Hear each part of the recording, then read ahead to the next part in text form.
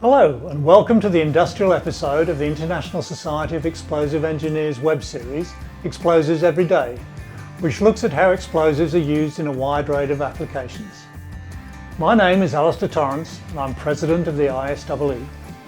Our organisation started in 1974 when a group of like-minded people got together in Pittsburgh, Pennsylvania to discuss how to better apply commercial explosives and how to champion the blaster in the field.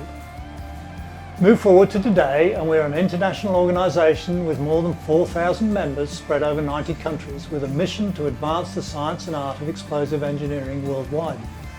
We do this through sharing our knowledge and providing training and education for everyone involved with blasting. We also have a strong education foundation and have awarded more than $1 million in scholarships to our students in our industry. Before we get started, I'd like to thank our series partners, Dyno Nobel, OPIT Blast and LDE Global. This series would not have been possible without their tremendous support.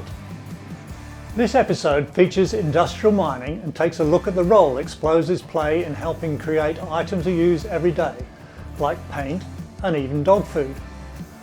Our industrial aggregate sponsors are Whipware and Mitsubishi Materials. And here's a little bit more about both of them. Whipware Photo Analysis Systems are the producers of WhipFrag, also known as the Waterloo Imaging Process for Fragmentation, which was developed in 1986 at the University of Waterloo by Dr. John Franklin and Dr. Norbert Mayers for DuPont Explosives. Today, Whipware continues to provide the explosives industry with effective and easy-to-use fragmentation analysis technology for continuous improvement. Download WhipFrag for Windows, Apple, or Android today at whipware.com/get-whipfrag. Because you can't manage what you can't measure. Mitsubishi Materials USA's Rock Tools Group supplies a full line of top hammer blast hole and underground mining rock drilling tools that are considered some of the best in the world. Their products are engineered and manufactured in Japan and Thailand under strict quality control standards. Their parent company specializes in the manufacturing of hard materials such as tungsten carbide buttons, which are used in all of their drill bits, and also sets them apart from most of their competition. Mitsubishi Materials also recently added a full line of down-the-hole hammers and bits that are manufactured in the USA. In addition, they make casing advancement systems for water well drilling, construction drilling, foundation drilling, and geothermal drilling industries. Their company headquarters is in Costa Mesa, California, while their Rock Tools Customer Service Center is in Morrisville, North Carolina. They have 3 stocking warehouses in North America, which are in Fullerton, California, Morrisville, North Carolina, and Toronto, Ontario, Canada. For more information, please look them up on LinkedIn, Facebook, and YouTube to connect with their website, email addresses, and phone numbers. Mitsubishi Materials thanks you for contributing to the success of ISEE. This episode's presenters are Drew Martin of Blasted Global, Richard O'Meara of ORICA USA, and Jim Daley, currently enjoying retirement after a long career mining industrial minerals. Drew Martin is a mining engineer and the principal drill and blast engineer for Blasted Global, based in Perth, Western Australia. He has been involved in the Australian blasting industry for over 25 years and has worked as a shop firer, supervisor, drill and blast engineer, and as a senior technical services engineer for quarries in Australia and Asia. Currently, he's a blast consultant providing blast improvement initiatives to clients Australia-wide. Drew is a member of the ISEE and Vice President of the ISEE Australian Professional Chapter. Drew will talk about his experiences of blasting quarrying to extract various construction materials and minerals. He'll also show us the journey these materials take from being dug out of the ground to reaching their final destination in a customer's hand. Richard O'Meara is the North American Technical Services Director for ORICA USA and is based in Colorado. He has a mining engineering and MBA degrees and travels extensively across the North American continent to provide technical leadership and guidance in the safe and efficient use of explosives in many mining applications. He's also currently on the board of the ISEE. Richard's story is about a rip-rap blast in Alaska and how details had to be made and modified as they blasted more than 200,000 tonnes of rock in one go with no opportunity to try again if anything went wrong. Jim Daley was an ISEE scholarship recipient as he studied for his degree at South Dakota School of Mines and Technology. He has over 40 years experience with multiple mining companies in roles from blaster to operations management. He's been a dedicated member of the ISEE and has been on the board for more than 15 years. Currently, he's the past president of the ISEE. Jim is going to share with us his experiences in the use of explosives in the mining of industrial minerals. He will also showcase many actual and practical uses of those industrial minerals and aggregates. There's going to be a question and answer session with the presenters right after this presentations. The panel will discuss many questions that were asked by a live audience at the time of this episode's first airing. So now let's see what Drew, Jim and Richard have to share with us about using explosives in winning minerals for our benefit.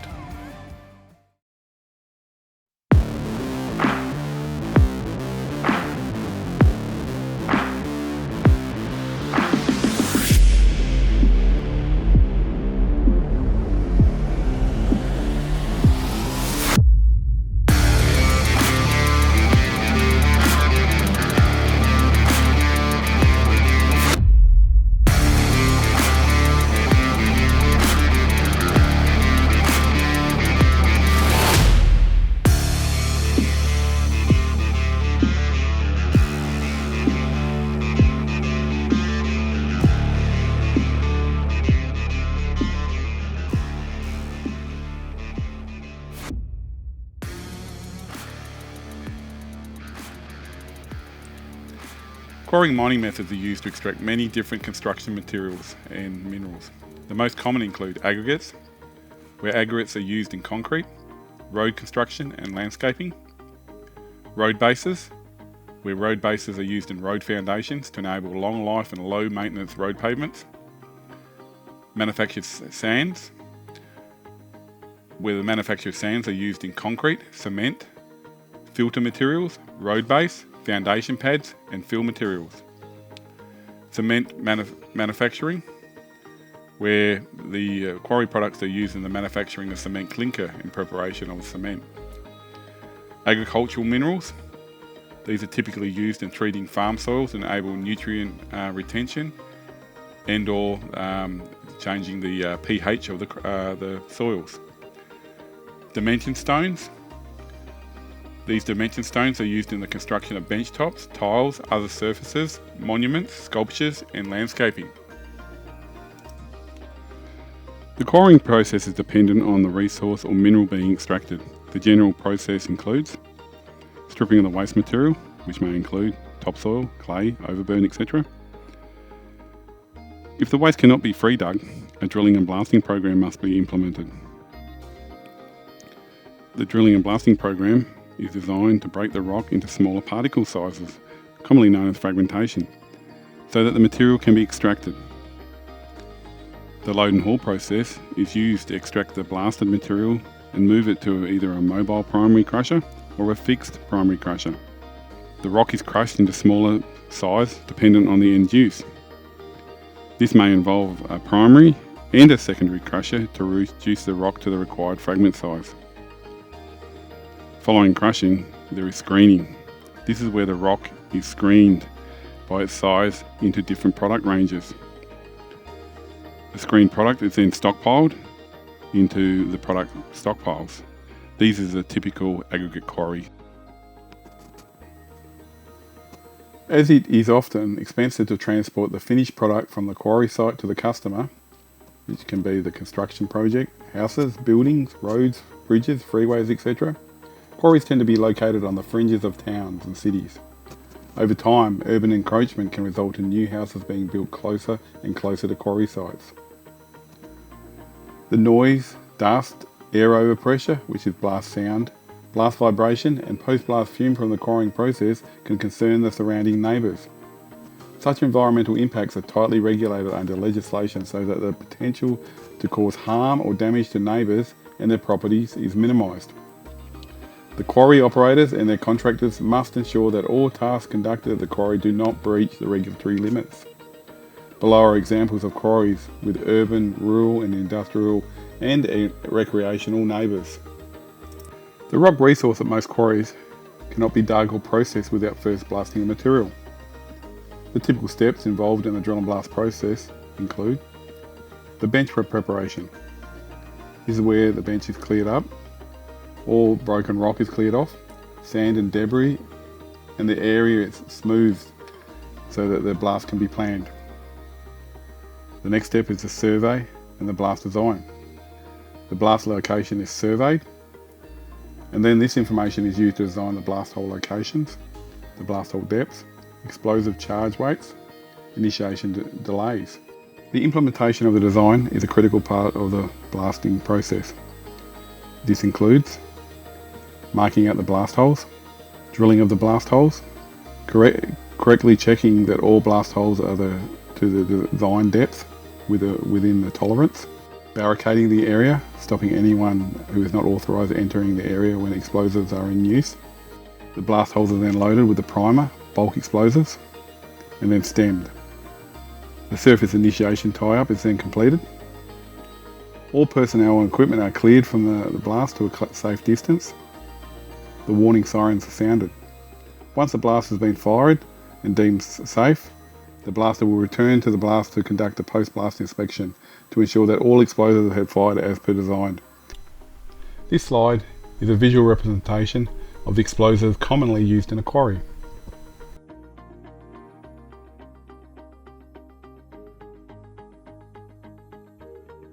This slide is a visual representation of the quarry blasting process.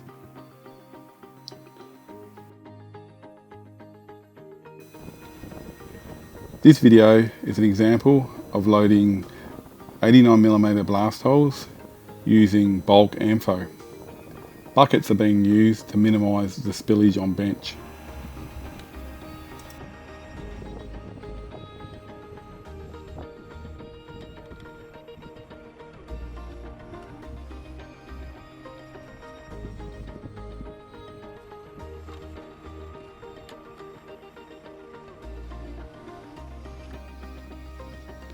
This video is a good example of the control that has to be implemented into quarry blasting when blasting at close proximity to the neighbours. Some of the neighbouring properties in this video are within 30 metres.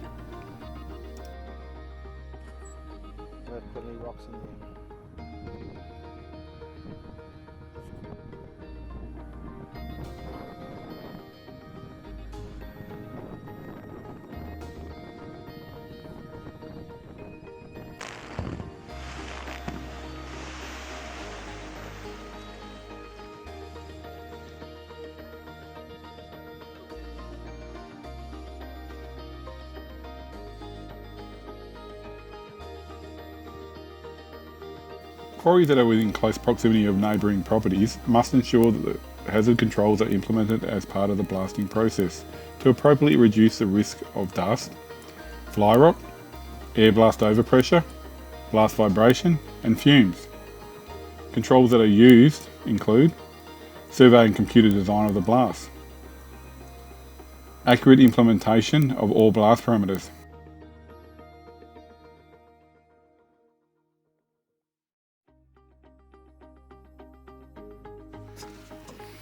explosives are high energy materials and cause significant damage and or harm if stored, transported or used incorrectly. To be able to use, transport and store explosives, companies and users must be authorised under state and or federal licensing systems.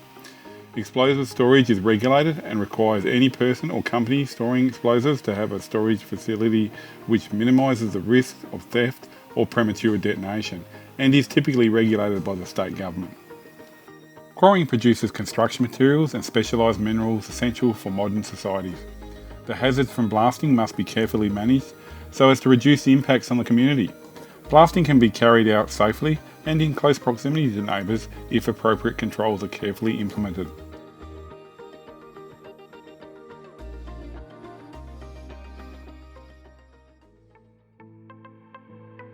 My name is Richard O'Meara. I'm the North American Technical Services Director for ORICA, and I'm going to be telling you about a blast we did a few years ago now, but it's called One Blast and One Chance for Success, and as the story unfolds, you'll see why we truly only had one chance for success. The story begins in Valdez, Alaska, up on the coast on the southern part of Alaska, where the town of Valdez was looking to extend their small boat harbor. They contracted with the U.S. Army Corps of Engineers to build this harbor, and they were looking to get some new breakwaters put in. You can see these out here outlining the harbor. And for that, over 200,000 tons of broken rock was going to be needed to create armor rock for the breakwaters. Armor rock is much larger material than we usually create in mining. It's often called riprap, and you can see from this chart that we need almost 1/3 of it to be between 1/2 ton and nearly 4 tons in weight. So we're looking for some really big stuff. Again, not the sort of stuff you would normally create in a quarry. And to get that material, we went to a nearby quarry that had been closed down a number of years back. You can see here the mountains that we were going to have to blast, and looking at it in plan view, you can see the pit floor, you can see the face, that's what we just looked at in the picture, and an old access road that went up but got terminated in the last blast that they did there. So 200,000 tons of rock, roughly 100,000 cubic yards, and in most cases when you're doing riprap or armor stone, you generally get maybe 15 to 20% of the material and a size that you need. So we were trying to get really 500,000 cubic yards of rock, and to do that we were going to take it in 3 lifts of around 50 feet each in height and creating around 200,000 cubic yards of rock per bench. So what was the plan? The plan was to actually build the access road from where it terminated in the face up onto the top of the mountain, and from there do some bench prep and create a flat spot where we could drill down and take 3 lifts around about 50 feet each, like I said, and create our broken rock in a sequential series of blasts. First, we had to construct the access, and that actually ended up taking 3 months to do, which was much longer than planned. And here are some pictures to show you why. And it was mainly due to some very tough conditions. It was very tough drilling. You can see perched on the side of the mountain here, trying to punch holes in the rock. You can see difficult access onto each face to load the holes with explosives and to tie them up with detonators.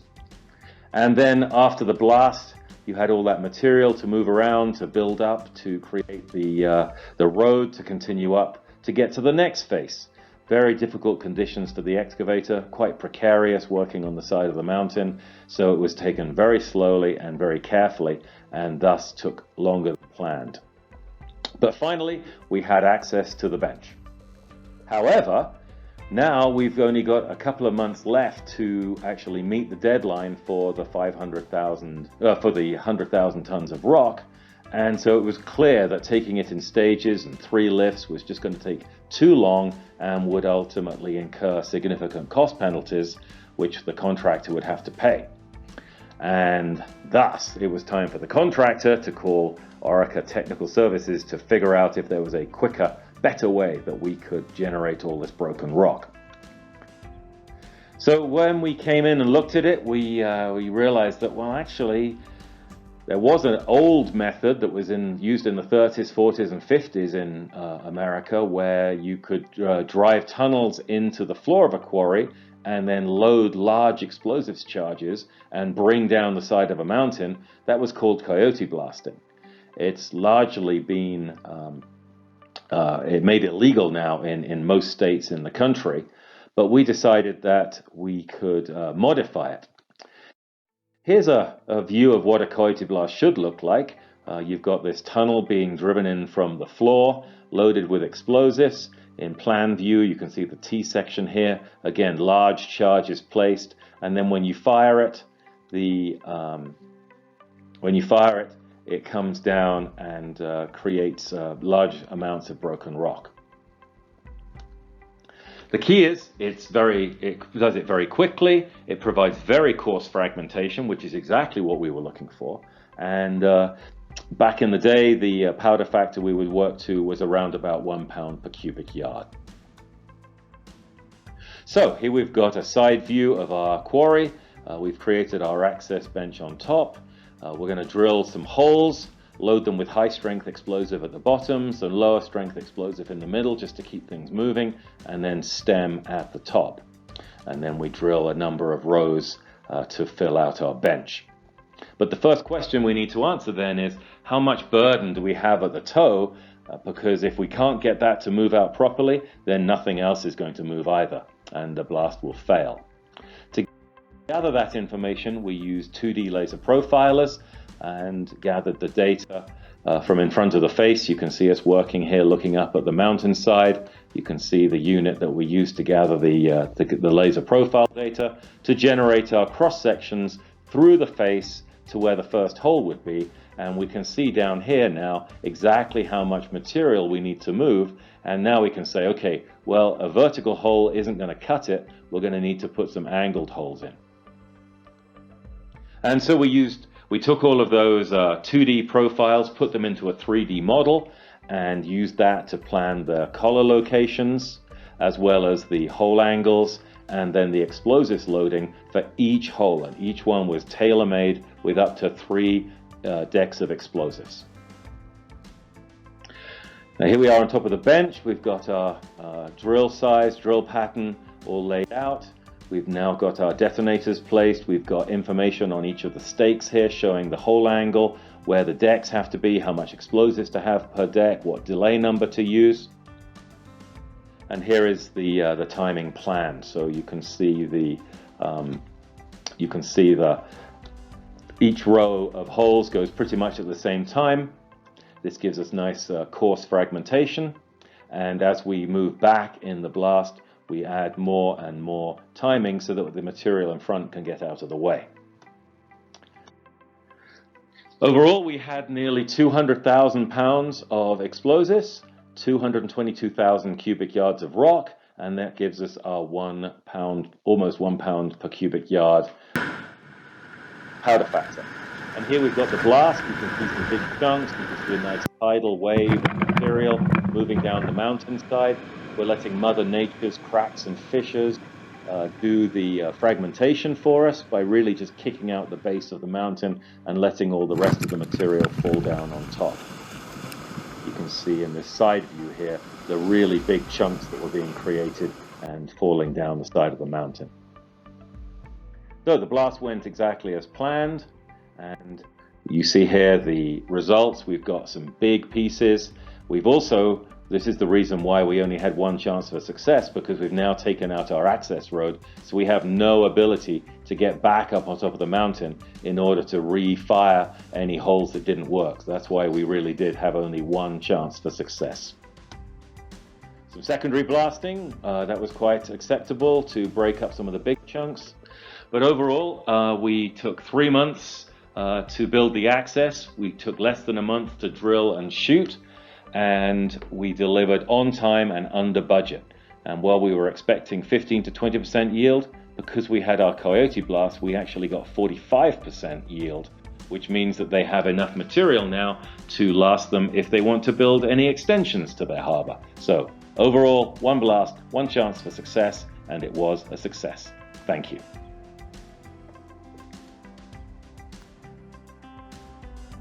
Hi, I'm Jim Daley. I'm currently past president of the International Society of Explosives Engineers, and I'm retired, but I spent over 40 years in the blasting and explosives industry. I started out as a miner at the Home State Gold Mine in Leeds, South Dakota, as a laborer hauling the blasting supplies, the blasting powder to the blaster, who taught me how to drill the holes, how to line them up, how to load them, how to time them, so that we could properly excavate the rock containing gold for the processing at that mine. After about 12 years, I decided I wanted to know more about the industry.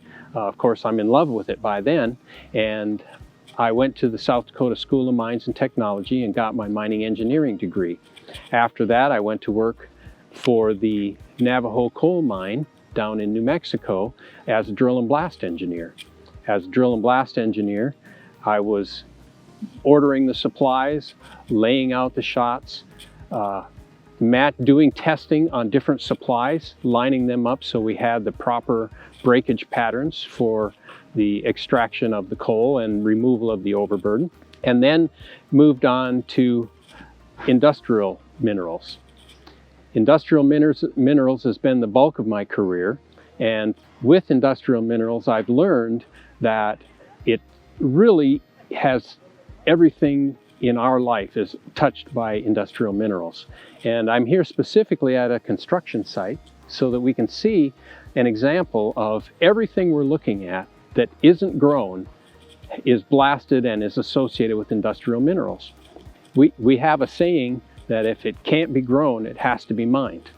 And we see here behind us the concrete, the foundations, the block walls are all made from aggregate and Portland cement and limestone, which is industrial minerals which are blasted.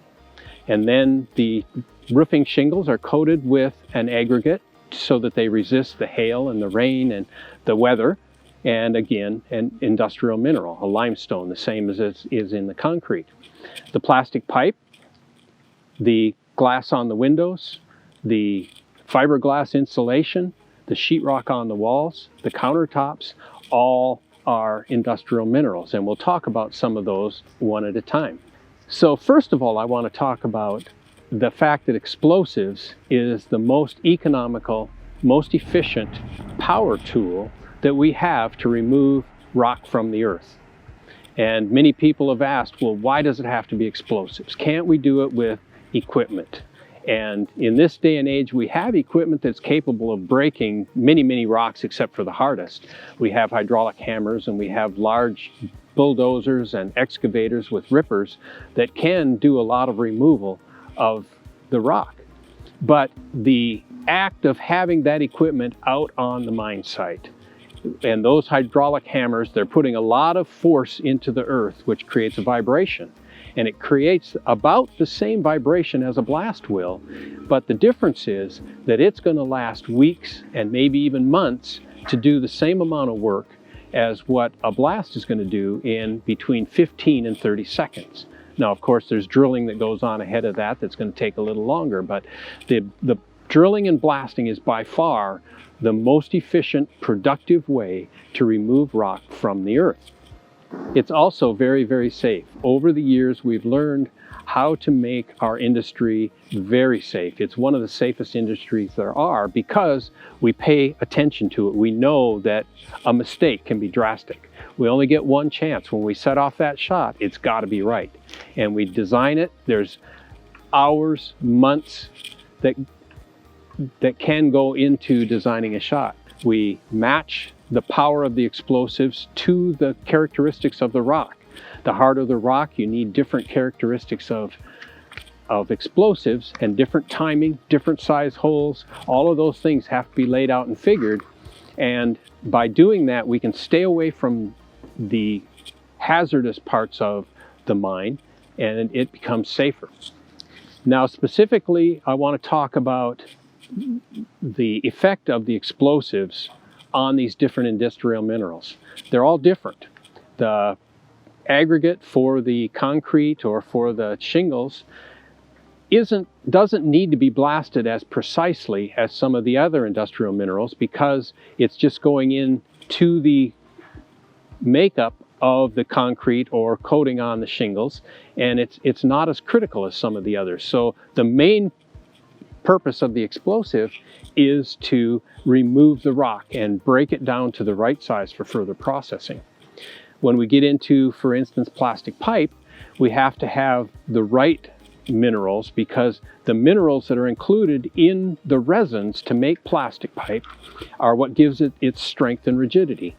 And if that isn't the right composition, you can have problems with the strength or with the appearance of the plastic pipe. But when you get into glass It's important for the chemical composition. It has to be exactly right, or you could have unconformities, you could have bubbles, things that would weaken the glass and ruin its appearance.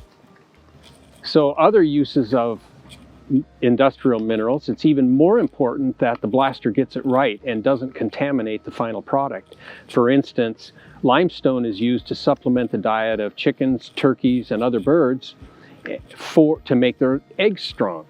And if they don't have that calcium, which comes from limestone, in their diet, the egg shells will be thin and they won't hold up. They won't hold up out in nature if that's where it is, or they won't hold up in the grocery store to get to your table if that's the use of the egg. There's also limestone and potash and other industrial minerals.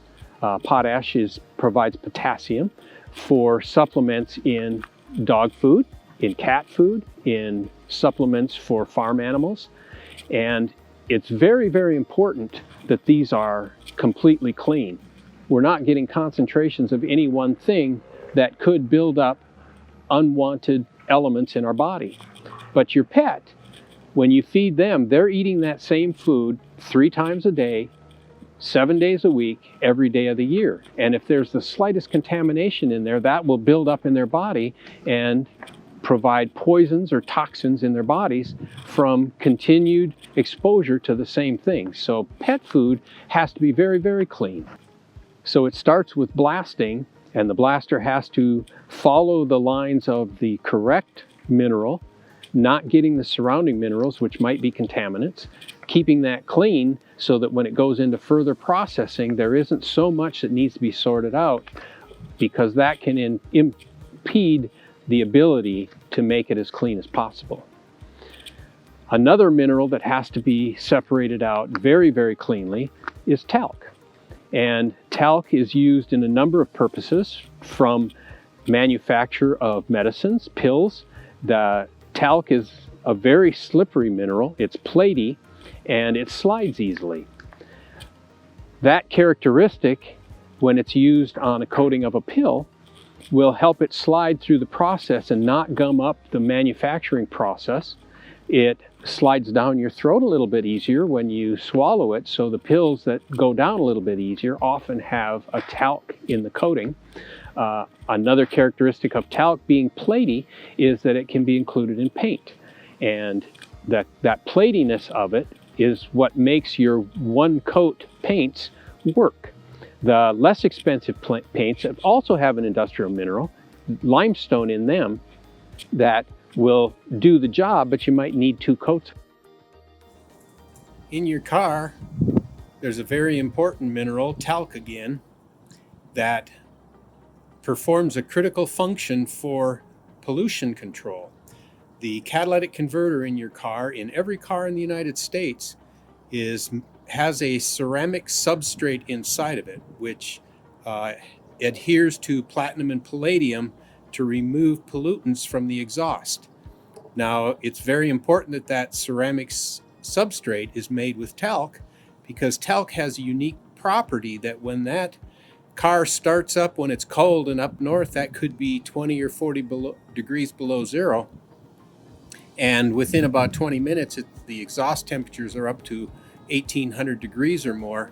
To go from minus 40 to 1800 degrees without expanding and breaking and tearing itself up, it's only possible with very few things, and talc is critical component of that.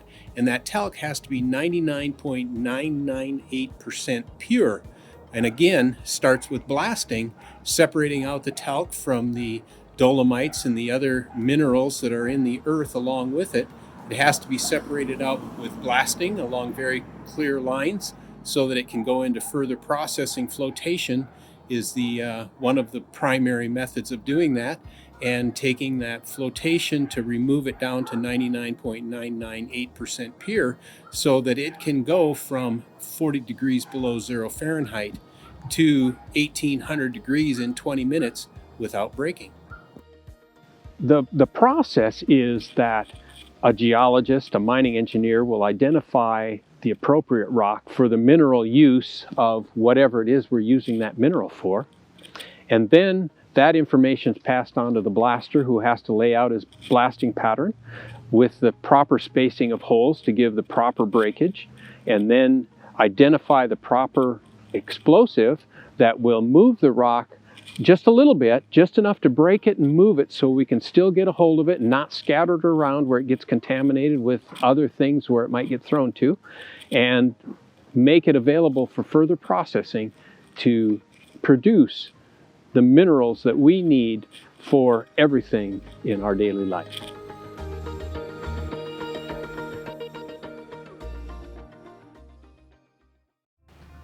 Hopefully that has given you an understanding of the wide range of minerals that require explosives in the mining sequence. Our question and answer session with moderator Travis Davidsaver, ISEE board member and emerging professional section chairperson, begins now. So take it away, Travis. Thanks, Alistair, and thanks again to our sponsors for their financial support. Without them, we would not be able to bring this free series to you.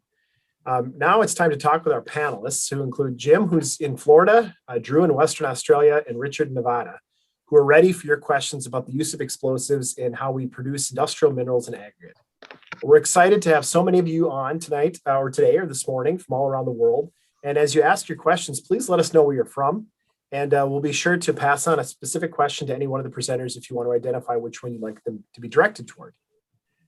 Please send your questions in via the question answer box, and we'll get to as many of the questions as we can.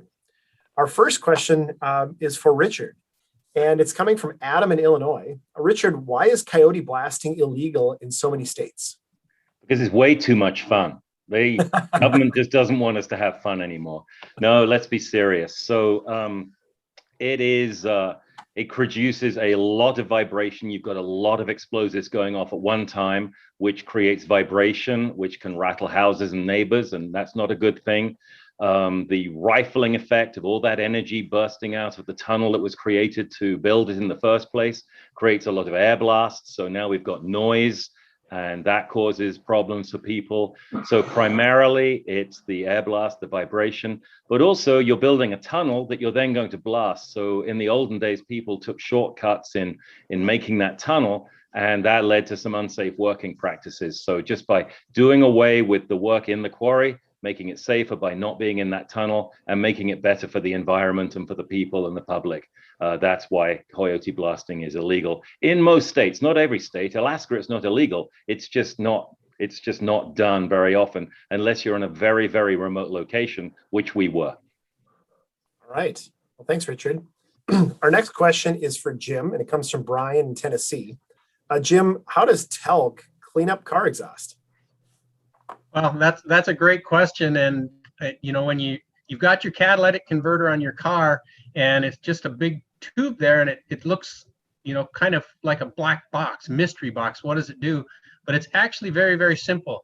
If you can imagine a honeycomb, or maybe it'd be easier to think about a bundle of straws that are only the diameter of a pencil of lead, and about 300 or 400 of those, so that they're about 4 inches around. And then that's coated with platinum and palladium.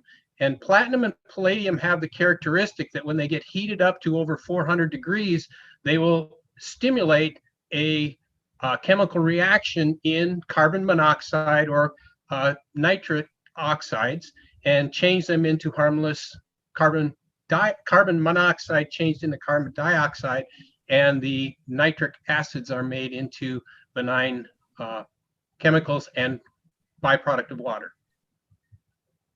All right.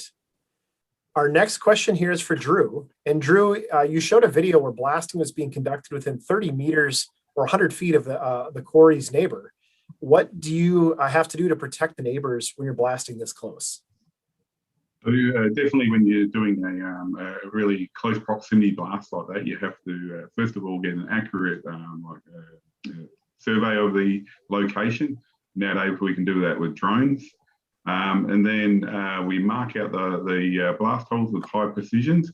And then during that design process of prior to marking the holes out, we also assess for how much energy the blast is going to put out in vibration. So we've got to make sure we're complying with regulation on these limits. And also the harder one is also air blast, because our blast pressurizes the atmosphere and we end up with an annoying pressure in the air. So prior to doing that, we design it. And then once the team gets out into the field, the applicators, the shock firers or blasters, they have to accurately adhere to the plan. So quite often they'll be using scales on bench to implement the kilos and measure the stemming that contains the explosives. And then it's the fun time. We sit back with a bit of nervousness and watch the blast. All right. Thanks, Drew. Our next question here is another question for Richard. It comes from Aaron. Richard, what steps or how did you prevent hole deviation on the 200-foot holes that you described? Right, that's a really good question, and it was a big concern. We did two things. One is we used a reasonably large drill diameter with a downhole hammer, and so this is a much more can produce a much straighter hole than a smaller diameter hole, and particularly against a top hammer drill. So that was the selection of the equipment was very important. Again, for a quarry, that's kind of a big drill hole size, but because we knew we had to go deep in granite, we wanted a straight hole, and so the bigger diameter helped. And secondly, we got a very, very experienced driller, had 15, 20 years of experience and knew exactly what he was doing. And when we actually did a test of lowering a flashlight down the holes, we could lower that flashlight all the way to the bottom and still see the light. So we were very clear that we did not have hole wandering or corkscrewing. All right, Richard, did you do any form of hole surveying or deviation measurement on those holes? We didn't. We were ready to ship up a thing called a bore track, which is used to actually measure the exact deviation within a borehole of a borehole. But because the holes checked out straight and at the angles that we needed, we didn't need to ship up the equipment because our first easy test showed us that we got what we planned. All right, thanks. Our next question here is for Jim. It comes from Tanya in Florida. Jim, what are the biggest differences between blasting underground and surface mining? Oh, that's a great question. There's actually two major differences, and they're kind of related. The first one is that when you're underground, you can't see the blast. In order to be safe, you have to go far away from it, usually either above or in a different section of the mine. And the only way you can see how your blast turned out is from the results of it, where the rock line ended up, and if there's any fractures in the walls or the ceiling after you're done. When you're on the surface, you can usually find a vantage point or a drone, and you can take pictures of it, and you can actually analyze your blast, and you can see hole by hole exactly what happened. So it's much easier to improve yourself on the surface because you can see what it is. The other major difference is that it's related because underground you can't see it because it's all contained, but that also means that the rock can't get away from you. So there's no danger to any surrounding people if you make a mistake underground, only to yourself. If you watch one of the previous webinars, you saw where there was a lot of damage in the mine in one of those, but it can't hurt the surrounding people. On the surface, if you make a mistake, and there have been instances where people have made mistakes and have had fly rock go and impact surrounding people. So those are the two big differences. All right, thanks, Jim. Our next question is for all of you, and it comes from Nathan in Wyoming. And I'll start with Drew. Drew, is it easy to move between blasting of different materials or blasting between different quarries? It is once you have some knowledge of the effect. So going to a site for greenfields for the first time, there is a little bit of risk. And typically you'll reach out to your colleagues who've blasted in similar materials prior to implementing the design. But there's no magic equation or there's no magic modeling software that can give you a specific powder factor to go in there and design. But with a bit of experience, definitely becomes easier because each rock performs different to the application of explosives. Thanks. How about you, Jim? I mean, you've bounced between many different minerals, so you might have a good insight on this question. Well, I certainly do. And Drew pretty much hit the nail on the head as far as once you know, and that's the critical piece. And actually, when we're talking about moving between drilling sites, it might be in the same mine, because from one area to the mine to the other, the rock is going to be different. So you always have to be very, very careful with that first blast. And a lot of times you even drill a signature hole and blast it to get the rock characteristics of how hard it is. But the drilling is harder or softer, and you have to watch out for the cracks in the ground and things like that. So it's learning what Mother Nature put there and then designing something to match it. Richard, you're obviously moving all around North America with Orica and seeing many different applications in different industries. Are you seeing anything similar or different than what they're seeing? No, it's bang on. It's all about understanding as much as you can before you first press the button. You've got to be gathering rock characteristics. It's not maybe just changing materials, it's maybe changing the outcome of the blast. Do you want finer material? Do you want bigger material? So all of that goes into the equations as you're figuring out what you need to do.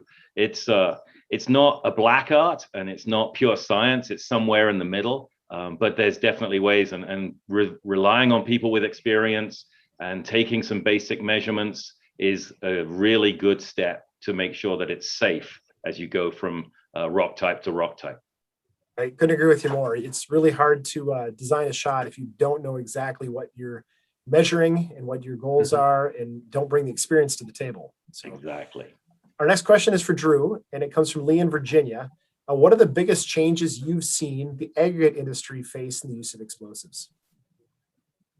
Yeah, definitely neighbours, I suppose, from when I was younger. I remember living in my house 5 kilometres away from the mine, and the windows used to shake.